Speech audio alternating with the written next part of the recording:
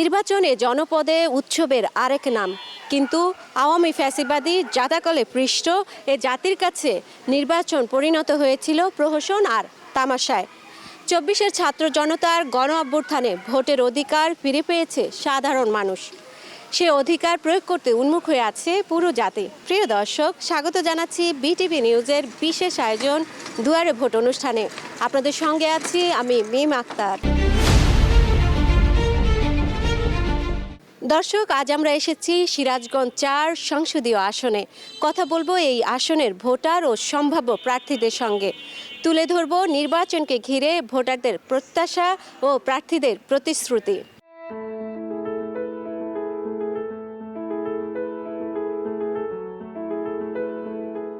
উল্লাপাড়া উপজেলা নিয়ে গঠিত সিরাজগঞ্জ ৪ সংসদীয় আসন।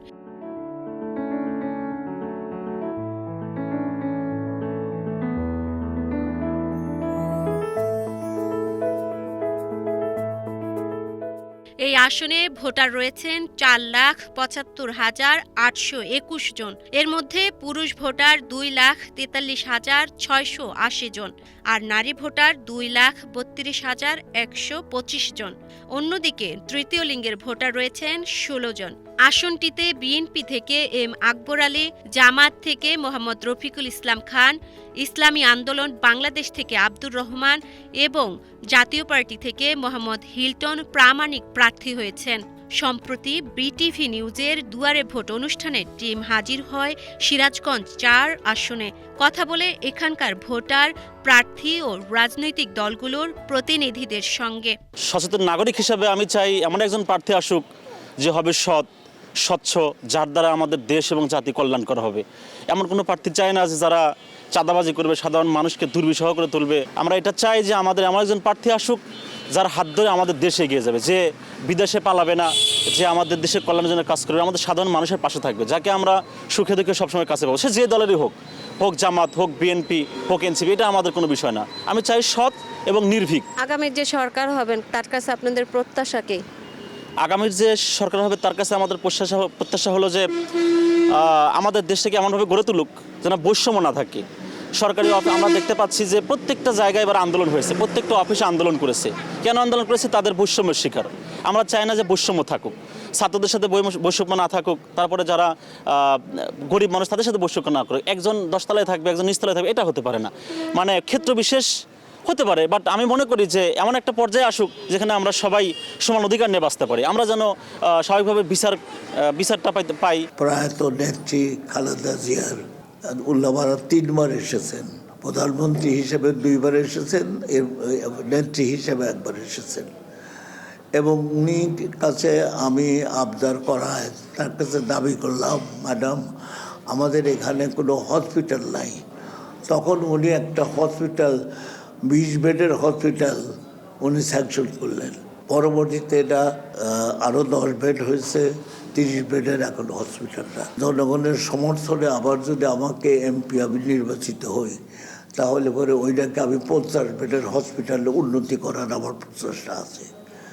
আর তার সাথে আমি চেষ্টা করব যে মেয়েদের জন্য যারা এসএসসি পাস করে, এইচএসসি পাস করে, তাদের জন্য একটা নার্স ইনস্টিটিউট করার একটা প্রোগ্রাম আছে আমার। আর ছেলেদের জন্য একটা কারিগরি শিক্ষা প্রতিষ্ঠান করার একটা পরিকল্পনা আছে। জামাত ইসলামী যে সারা দেশে মানুষের কাছে যে মানবিক কাজগুলি করেছে, কখনো নৌকোডুবিতে মানুষ মারা গেলে তাদের সহযোগিতা করা, বিদ্যুৎস্পৃষ্ট হয়ে মানুষ মারা গেলে সেখানে সহযোগিতা করা, আগুনে পুড়ে গেলে সেখানে মানুষকে সহযোগিতা করা, রোড অ্যাক্সিডেন্টে মানুষ মরে গেলে সেখানে সহযোগিতা করা, এবং বিভিন্ন দুর্যোগ মুহূর্তকালীন সময়ে জামাত ইসলামের পক্ষ থেকে বিভিন্ন মানুষকে সহযোগিতা করা, শিক্ষা ব্যবস্থা উন্নয়নের জন্য বিভিন্নভাবেই রাজমার রফিকুল ইসলাম খান সহযোগিতা করেছেন, এবং একাডেমিক স্বীকৃতি আদায়ের জন্য এবং শাখা ব্যবস্থা উন্নতির জন্য এটা বিভিন্নভাবেই সরকারে না থেকেও এরা চেষ্টা করেছেন, এবং এটা মানুষের কাছে দৃশ্যমান হয়েছে। উল্লাপাড়ার ভোটাররাও ক্যামেরার সামনে তুলে ধরেছেন ফ্যাসিস্ট হাসিনার শাসনামলে ভোট নিয়ে তাদের তিক্ত অভিজ্ঞতা ও দীর্ঘদিনের হতাশার কথা। তাদের অভিযোগ, বিগত সরকারের আমলে এই সংসদীয় আসনে কাঙ্ক্ষিত উন্নয়ন হয়নি। দীর্ঘ প্রায় 15-16টি বছর থেকে ভোট দিতে পারিনি। বিগত একটা পৌরসভা নির্বাচনে ভোট দিয়েছিলাম ঠিক, কিন্তু সেখানেও আমাদের চেয়ারম্যানের ভোটটা কেড়ে নেওয়া হয়েছে, যে তো মানে সেখানে আমরা দিতে পারি নাই। এই জন্যে সামনে নিরপেক্ষ ভোট হবে এই আশায় আমরা আছি এবং ইনশাল্লাহ আমরা এবার ভোট দিতে পারবো বলে আমাদের বিশ্বাস। আপনি আপনার মূল্যবান ভোটটা একজন দল দেখে দিবেন নাকি ব্যক্তিকে দেখে দিবেন? আমি প্রথমত ব্যক্তি দেখেই ভোট দিতে চাই, যেই ব্যক্তি আমাদের দুঃখ বুঝবে, দেশের স্বার্থ বুঝবে, এরকম একজন ব্যক্তি আমরা চাই। আপনাদের এই সিরাজগঞ্জ 4 আসনে কি কি সমস্যা আছে? যারা প্রার্থী আছেন তাদের কাছে আপনাদের প্রত্যাশা কি? এইখানে যে সমস্যাগুলো আছে মূলত এখানে আছে দুর্নীতি, বিশেষ করে চাঁদাবাজি বিষয়টা এখানে বেশ আছে। ব্যবসায়ীরা ঠিকমতো নির্বিঘ্নে ব্যবসা করতে পারে না, তাদের কাছে চাঁদা চাওয়া হয়। তারপরে যোগাযোগ ব্যবস্থার কিছু সমস্যা রয়েছে। এখানে এই উপজেলাটা অনেক বড় উপজেলা এবং নিম্ন এলাকা, সেখানে যোগাযোগ ব্যবস্থা খুবই খারাপ। বর্ষার সময় নৌকা, অন্য সময় আর যাতায়াতের সুবিধা তো নাই।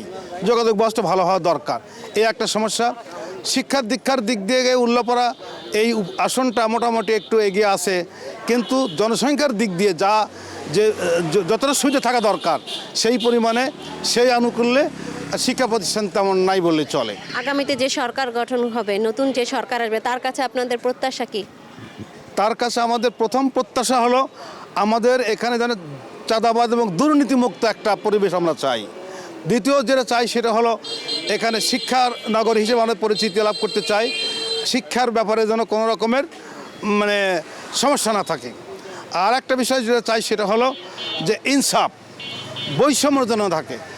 আমরা এমন ব্যক্তিকে, এমন দল চাই যারা দলীয় ব্যানারে নির্বাচিত করলেও নির্বাচনের পরে যেন তারা সব দলের লোক হয়, তাদের জন্য মানে সব দলেরই তারা এমপি হয়, সব দলেরই মানে এক কথায় গোটা বাংলাদেশের সকল ভোটারের সে যেন সরকার হয়, এমপি হয়, প্রতিনিধি হয়, এইরকম আমরা চাই। আপনাদের এলাকার যারা প্রার্থী আছেন, প্রার্থীরা প্রচারণার জন্য হয়তো আপনাদের কাছে আসবেন বা আসছেন, আপনাদের তাদের কাছে প্রত্যাশা কি চাচ্ছেন? আপনাদের কোন উন্নয়নগুলো করলে ভালো হয়? যারা প্রার্থী আসছে তাদের মধ্যে যারা যোগ্য প্রার্থী তাদেরকে আমরা ভোট দেব। তাদেরকে কাছে আমাদের প্রত্যাশা যেন আমাদের যত অসুবিধা যা কিছু আছে সব কিছু ভালোভাবে সমাধান করতে পারে। আমাদের এলাকা যে সমস্যাগুলি দেখা যাচ্ছে যে রাস্তাঘাট, তারপরে জলাশয়, বিভিন্ন জায়গায় বিভিন্ন রকম, এগুলি যাতে তারা ঠিক মতে সমাধান করতে পারে, এটা আমাদের প্রত্যাশা।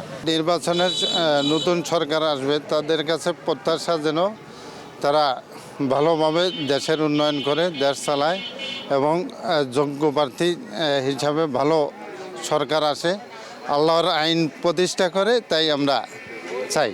শুধু প্রতিশ্রুতির ফুলঝুরি নয়, স্থানীয় সমস্যাগুলো যিনি বাস্তবসম্মত ও কার্যকরভাবে সমাধান করতে পারবেন তাকে সংসদ সদস্য হিসেবে দেখতে চান ভোটাররা।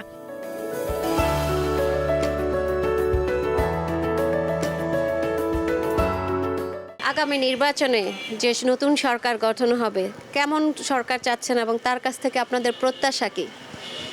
অবশ্যই সবাই ভালো সরকারে আশা করে, আমরাও তাই চাই যে ভালো সরকারে আসুক। আমি চাচ্ছি বা দশের চাওয়া যে একজন ভালো সরকার আসুক, দেশের উন্নয়ন করুক, দেশ যে অস্থিতিশীল ছিল তার স্থিতিশীল আসুক, চাঁদামুক্ত হোক, মাদকমুক্ত, সন্ত্রাসমুক্ত দেশ গড়বে, এমন সরকার যেন গঠন হয়, এই প্রত্যাশা আমাদের। উল্লাপাড়ায় যারা প্রার্থী আছেন, প্রার্থীরা আপনাদের কাছে নিশ্চয়ই আসেন প্রচারণা করতে, তারা কি প্রতিশ্রুতি দিচ্ছেন আপনাদেরকে? তারা প্রতিশ্রুতি দিচ্ছে বিশেষ করে উল্লাপাড়ার রাস্তাঘাট, শিক্ষা, অনুরাগী বা উল্লাপাড়া উন্নয়ন করবে, এরকম প্রতিশ্রুতি দিচ্ছে সবাই। সবাই একই কথা বলতেছে, দেশে উল্লাপাড়ার শিক্ষা প্রতিষ্ঠান অগ্রগতি করবে, চাঁদামুক্ত করবে, তারপরে সন্ত্রাসমুক্ত করবে, মাদকমুক্ত করবে, এরকমই বলতেছে সবাই। আশা করি সেটাই করবে। আপনি আপনার মূল্যবান ভোটটি ব্যক্তিকে দেখে দিবেন না দলকে দেখে ভোটটা দিবেন? এটা আসলে দলও অনেক কিছু, তারপরেও ব্যক্তি দেখেই দেওয়ার চেষ্টা করবো বা ব্যক্তি দেখেই দেবো, দল দেখে না, ব্যক্তি দেখেই দেবো। এই যে এত বছর পরে ভোট দিতে পারবেন, এই বিষয়টিকে আপনি কিভাবে দেখছেন? আসলে ভোট মানুষের নৈতিক অধিকার বা গণতান্ত্রিক অধিকার। ভোট না থাকলে বা সুস্থভাবে ভোট না দিতে হলে তার ওই ভোটের কোনো মূল্য থাকে না। আমরা যে এখন ভোট দিতে পারবো এটা আসলে বিরল একটা পাওয়া। সবাই শান্তিপূর্ণভাবে ভোট কেন্দ্রে যাইতে হবে বা ভোট দিতে যাব, এটাই আমাদের প্রত্যাশা। আগামীতে যে সরকার আসবেন, তার নতুন সরকার হবে, তার কাছে আপনার প্রত্যাশা কি? তার কাছে প্রত্যাশা হলো দেশে দুর্নীতি এবং হলো চাঁদাবাজ সন্ত্রাসমুক্ত দেশ চলাবে এবং সুন্দর সুশৃঙ্খলভাবে দেশ চলবে, সাধারণ লোক ভালোভাবে চলাফেরা করবে এবং সবাই যেন সুস্থভাবে চলাফেরা করতে পারে, এই প্রত্যাশা করি আমরা। আপনি আপনার মূল্যবান যে ভোটটি, এটা কি ব্যক্তিকে দেখে দিবেন না দলকে দেখে ভোটটা দিবেন? অবশ্যই আমরা ভালো ব্যক্তিকে ভোট দেব এবং যে সৎ, নিষ্ঠাবান এবং সততা যার মধ্যে আছে তাকে ভোট দেবো আমরা, তাকেই মনোনীত করব। এলাকার বাস্তব সমস্যা নিয়েও সরব ভোটাররা। তারা বলছেন, পাইপলাইনের মাধ্যমে নিরবচ্ছিন্ন গ্যাস সরবরাহ নিশ্চিত করা, রাস্তাঘাট ও ড্রেনেজ ব্যবস্থার বেহাল দশা থেকে মুক্তি, দুর্নীতি দমন ও দ্রব্যমূল্যের ঊর্ধ্বগতি রোধ এখন সময়ের দাবি। একই সঙ্গে মাদক ও কিশোর গ্যাংয়ের দৌরাত্ম্য বন্ধে কঠোর পদক্ষেপ এবং কর্মসংস্থান সৃষ্টি করে বেকারত্ব কমানোর কার্যকর সমাধান চান তারা। আপনি আপনার ভোটটা, মূল্যবান ভোটটা একজন ব্যক্তি দেখে দিবেন নাকি দল দেখে ভোট দিবেন? নেভার কখনোই না। আমি দল দেখে কেন ভোট দিব? আমি শিক্ষিত মানুষ, সচেতন মানুষ হিসেবে অবশ্যই ব্যক্তি দেখে ভোট দিতে হবে। দল কি বড় নাকি? অবশ্যই আমার এই এলাকার উল্লাপাড়া 4 আসনের যে যোগ্য প্রার্থী এবং যে যোগ্য লোক তাকেই ভোট দিতে হবে। যে দুর্নীতির সাথে যার কোনো আপোষ থাকবে না, যার চাঁদাবাজির সাথে আপোষ থাকবে না, যে অন্যায়ের বিরুদ্ধে সৎ নেতৃত্ব দিবে, অবশ্যই আমরা তাকে ভোট দিব। আর এটা শুধু আমার কথা নয়, এটা আমাদের উল্লাপাড়ার জনগণ সবাই সচেতন। আশা করি যে অবশ্যই একজন ভালো ব্যক্তি এবং যোগ্য ব্যক্তিকে অবশ্যই ভোট দিবে। এই দেশ বৈষম্যহীন একটা সমাজ, বৈষম্যহীন একটা রাষ্ট্র যেন গঠিত হয়, এটা সবার চাওয়া। কারণ যে বিগত 17 বছরে যে অবস্থা, মানুষ বিভিন্ন বৈষম্যে সাফারার, তো এই সাফারের জন্য না থাকে। মানুষের মেইন চা হলো এইটা, ইনসাফ ভিত্তিক সমাজ প্রতিষ্ঠা, ইনসাফ ভিত্তিক একটা রাষ্ট্র যেন সবখানে প্রতিষ্ঠিত হয়। দেশের সব জায়গায়, শহর থেকে একবার রুরাল এরিয়া পর্যন্ত যেন এই বৈষম্যহীন সব ক্ষেত্রে, চাকরি বাকরি থেকে শুরু করে সব ক্ষেত্রেই যেন এই অবস্থা বজায় রাখে এবং এমন একটি যোগ্য সরকারই আমরা চাই। আগামীতে যে সরকার আসবেন, নতুন সরকার আসবেন, তার কাছে আপনাদের প্রত্যাশা কি? তার কাছে আমাদের যেটা প্রত্যাশা থাকবে সেটা হলো যে আমরা বিগত আমলে দেখেছি যে বাংলাদেশে কী পরিমাণ লুটপাট চলছে। হ্যাঁ, বাংলাদেশের অর্থনৈতিক অবস্থা প্রায় ভঙ্গুর, শিক্ষা ব্যবস্থা, সামাজিক অবকাঠামো মানে নৈতিক চরিত্রের অধপতন হয়েছে। সেক্ষেত্রে আমরা চাইবো যে সরকারই আসবে, সে যেন আমাদের এই অর্থনৈতিক পুনরুদ্ধার করে, একটা ন্যায় এবং ইনসাফ ভিত্তিক রাষ্ট্র ব্যবস্থা প্রতিষ্ঠা করে, মানুষের সুশাসন প্রতিষ্ঠা করে। যারাই অন্যায় করুক, সেটা নিম্ন শ্রেণীর হোক অথবা হাই লেভেলের হোক, সবার মধ্যে যেন আইনের সুশাসন বজায় থাকে, এটাই আমাদের সরকারের কাছ থেকে প্রত্যাশা। আপনার মূল্যবান ভোট আপনি দল দেখে দিবেন না ব্যক্তিকে দেখে দিবেন? দল দেখে ভোট দেওয়ার কোনো প্রয়োজন হয় না, মানে হয় না। কারণ আমি যাকে ভোট দেবো উনি আমার আসনে কী ধরনের কাজ করবে এর উপর বেস করে তো আমাকে ভোটটা দিতে হবে। ব্যক্তি যদি সৎ না হয়, চরিত্রবান না হয়, তাহলে আমার ভোটটা পেয়ে সে তো আবার সে আগের মতো দুর্নীতি করবে, সন্ত্রাস করবে, চাঁদাবাজি করবে। তো এরকম প্রার্থীকে আমি ভোট অবশ্যই দেব না। আমি দল দেখব না, আমি অবশ্যই ব্যক্তিকে দেখব। ব্যক্তিকে যে সৎ, যোগ্য, তাকে আমি ইনশাল্লাহ ভোটটা দেব। আমরা অবশ্যই চাইবো যে উল্লাপাড়াবাসী হিসাবে এখানে নিরাপদ বাসস্থান। হ্যাঁ, যারা ব্যবসায়ী আছে তারা নিরাপদে ব্যবসা করবে, চাঁদাবাজি হবে না। আমরা যারা সাধারণ জনগণ আছি তারা নিরাপত্তার সাথে চলাফেরা করব, কোনো রকমের আমাদের হ্যারাসমেন্ট করা হবে না। তারপরে শিক্ষার পরিবেশটা ভালো হবে, যোগাযোগ ব্যবস্থাটা উন্নত হবে। সিরাজগঞ্জের গুরুত্বপূর্ণ এই সংসদীয় আসনের নির্বাচনকে ঘিরে প্রার্থী ও রাজনৈতিক দলের প্রতিনিধিরা দিচ্ছেন পরিবর্তনের নানা প্রতিশ্রুতি। স্থানীয় সমস্যাগুলো সমাধানের পাশাপাশি জাতীয় ইস্যুগুলোতেও কার্যকর ভূমিকা রাখার কথা বলছেন তারা। ক্ষমতায় গেলে আমাদের 4 আসন নিয়ে আমরা আলহাজ মাওলানা রফিকুল ইসলাম খান এখানে অনেক পরিকল্পনাই নিয়েছেন।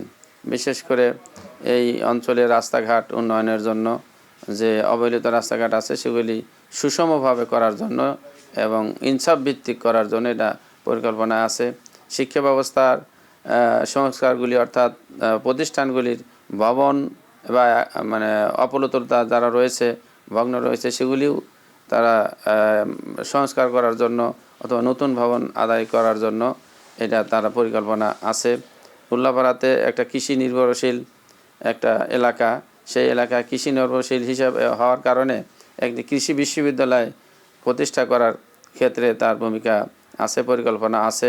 এখানে আপনার উল্লাপাড়া আকবর আলী কলেজ, এখানে অনার্স আছে কিন্তু মাস্টার্সের ক্লাস হয় না, সেখানে নির্বাচিত হলে সেখানে মাস্টার্স পর্যন্ত ক্লাস করাতে পারে। এবার এই ধরনের পরিকল্পনাও আলহাজ মাওলানা রফিকুল ইসলাম খানের আছে। এরপরে আপনার আমাদের কৃষি নির্ভরশীল হওয়ার কারণে এবং এ দেশের মানুষের বেকারত্ব দূর করার জন্য টেকনিক্যাল কলেজ 2টি প্রতিষ্ঠা করেছেন। আরও কিভাবে উন্নতি করা যায় সেই পরিকল্পনা আলহাজ মাওলানা রফিকুল ইসলাম খানের আছে। যেখানে আমি যাই সেখানে সমস্যার মধ্যে বেশিরভাগ সমস্যা তারা বলে রাস্তাঘাটের কিছু সমস্যা বলে, কিছু রাস্তাঘাট পাকা করে দেন। আর এলাকার যেখানে যাই আমি ওই স্কুল কলেজ পরিদর্শন করি এবং ওটার মান সম্পন্ন করার জন্য আমি চেষ্টা করি। মান সম্পন্ন নাই। মোহাম্মদ আলী বিজ্ঞান স্কুল থেকে গতবার এসএসসি পরীক্ষায় 136 জন GPA 5 পায়, আর সারা উল্লাপাড়া আবার 54টা স্কুল আছে প্রায়, সেখান থেকে মাত্র 60টা পায়। সব কোনোটা 10টা, কোনোটা 5টা, এরকম করে। তা আমার অবজেক্ট হলো এখন যে উল্লাপাড়া একটা গুণগত মানসম্পন্ন শিক্ষা প্রতিষ্ঠান গড়ে তোলা এবং মেয়েদের জন্য যদি একটা নার্সিং ইনস্টিটিউট করতে পারি, তাহলে এই মেয়েরা এখান থেকে নার্স শিক্ষাপ্রাপ্ত হয়ে তারা খালি দেশে না বিদেশে প্রচুর নার্সের দরকার, সেখানেও তারা চাকরি পাবে। এই চাকরির ব্যবস্থার জন্য এটা করা। ভোটারেরা আপনাকে বা আপনার দলকে কেন ভোট দেবে এমন প্রশ্ন করা হয় প্রার্থী ও তাদের প্রতিনিধিদের কাছে। একটাই কারণ, আমি দুইবার এমপি ছিলাম আর আমার সততার পরীক্ষায় আমি উত্তীর্ণ হচ্ছি। একটা সৎ লোককে তারা চায়। আমি অতীতে সততার পরীক্ষায় যেহেতু আমি উত্তীর্ণ হচ্ছি, সুতরাং তারা জানে এই লোকটাকে ভোট দিলে তাহলে পরে আমাদের উন্নয়ন কাজ হবে। কারণ এখানে কোনো উনি দুর্নীতির প্রশ্রয় দেয় না, সকলেই জানে।